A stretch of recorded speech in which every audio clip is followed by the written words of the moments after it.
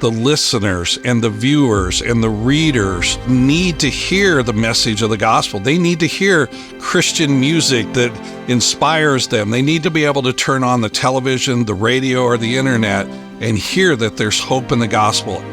In a time of great challenge and transformation, the National Religious Broadcasters, NRB, emerged as a beacon of hope and resilience. Born from a clash between the burgeoning evangelical Christian movement and mainline Protestant denominations, NRB's story is one of faith, freedom, and the relentless pursuit of a voice in the American landscape.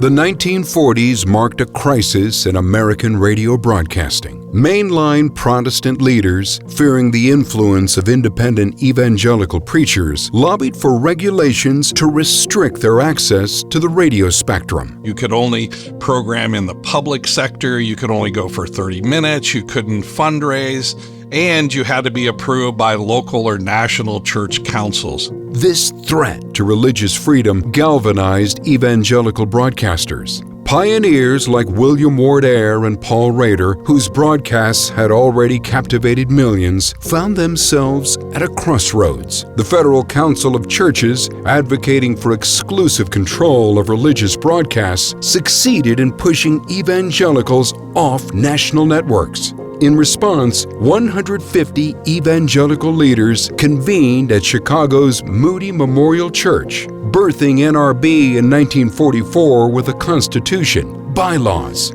a statement of faith, and an ethical code. This coalition began an arduous journey to reclaim their place in the public sphere. This organization was incorporated to address those concerns about independent pastors or churches who wanted to communicate across this new medium of radio. NRB's early efforts paid off. By the late 1940s, the tide began to turn. ABC Network's decision to reverse the ban on paid religious broadcasting opened the doors once more. Evangelical broadcasters seized this opportunity, and soon, evangelical programming regained its momentum, reaching vast audiences. The 1960s and 70s witnessed an explosion of Christian broadcasting into television. Evangelists like Rex Humbard and Oral Roberts, replicating the success of radio, began purchasing airtime directly from local stations, circumventing network skepticism. This era saw unprecedented growth, with Christian television becoming a mainstay in American homes. It really impacted the culture to say that religion was important and my faith was as important as secular entertainment. Another reason the NRB has flourished is because it's the gathering place for Christians of like calling. They're a place to develop friendships, be inspired, be motivated, renew vision, and in our case, it was to build our ministry brand. So I think that providing access and fellowship are two of the really important reasons that the NRB has flourished. The 1970s heralded a new chapter for NRB. It was no longer just a broadcasting association. It became a formidable political force. President Gerald Ford's address at the NRB convention in 1975 and again in 1976 underscored this newfound influence. NRB began shaping the national conversation, bringing evangelical perspectives to the forefront of American politics. Dr. Benjamin Armstrong, NRB's executive director at the time, encapsulated this era as a call for evangelicals to become more active in shaping society, marking a shift from passive observation to active engagement. NRB became a strong voice for those dedicated communicators and opened the door for amazing opportunities for us to use the powerful tools to deliver God's Word. The 1980s ushered in a golden age for religious broadcasting. Under the Reagan administration, Christian radio and television thrived. New stations and networks emerged at an unprecedented rate, with over 1,100 Christian radio stations and 300 television stations by the decade's end. Influential programs like Focus on the Family with Dr. James Dobson gained national prominence. The Christian Broadcasting Network soared, becoming a major cable system. Evangelical media was not just surviving, it was setting the cultural agenda. As the millennium approached, NRB faced new challenges. The success of Christian TV attracted scrutiny, prompting a recommitment to integrity and accountability. NRB is committed to truth, God's truth, truth from God's Word, because Jesus said, "The truth will set you free." We're in an increasingly anti-God culture, and to be acceptable, there is enormous pressure to adjust the gospel to fit into that culture. But it won't work. It's a square peg in a round hole. And as Christian communicators, we have a responsibility to God and to the people we reach to stand strong for biblical truth. And so we helped form the Evangelical Council of Financial Accountability and a number of other organizations, along with our own code of ethics, to help ministries really do the best they can at what God's called them to do. The broadcasting landscape was evolving, with radio experiencing a resurgence and television networks becoming professionally managed corporations. NRB's focus shifted. Not just advocating for access to airwaves, but building trust and setting high ethical standards. The 1993 convention, held in Los Angeles for the first time, symbolized a strategic shift from a political to a cultural battle for media access. The NRB Association can be a powerful spotlight, shining light down new paths and providing godly wisdom and professional insight to accomplish God's purpose to share Christ with our world.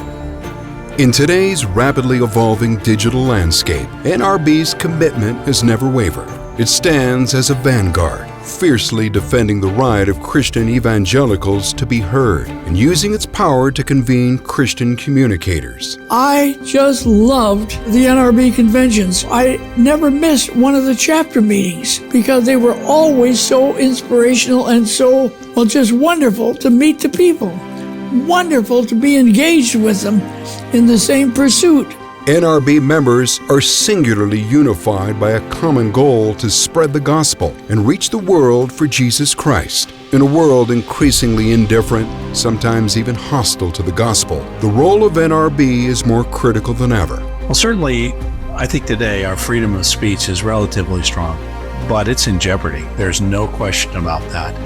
And NRB plays an important role in defending that freedom of speech. It's not just about preserving a legacy. It's about amplifying a voice, your voice, in the corridors of power, across digital realms and in the hearts of people everywhere. The NRB has long recognized that freedom isn't free, that every single generation has to defend the freedoms that have been passed down to us. It's now more important than ever to defend our freedom of religion, our freedom of speech, our freedom of assembly. These basic freedoms that we have inherited, we need to preserve for future generations. For over 80 years, NRB has stood as a champion for the voice of Christian communicators, your voice. From its inception amidst regulatory battles to its current efforts to preserve media access in the governmental, legal, and corporate arenas, NRB has been a relentless defender of freedom of speech. Today, your voice is more crucial than ever. In a world where the clamor to silence it grows louder, NRB stands firm, echoing the outcry of God's people. Our nation, our world, is at a pivotal moment, yearning for the truth and hope that your voice can bring. For 80 years, the NRB has been representing the voice of its members. We live in a time that some may think is bleak, but it's really bright. The opportunities are more than ever for the gospel to go forward. I look at the future of NRB and NRB's members as strong for the glory of God. It's the way the NRB family is. NRB to me has been a family in the endeavor of trying to do better by learning from others how to fulfill God's call on my life. Will you choose to stand up and use your voice? As we move forward, remember, our unity in this cause, our commitment to this mission makes us stronger. Together we can ensure that the message of faith, hope, and love continues to resonate, transforming lives and shaping futures. NRB, for over 80 years, fighting for your voice and continuing the legacy for generations to come.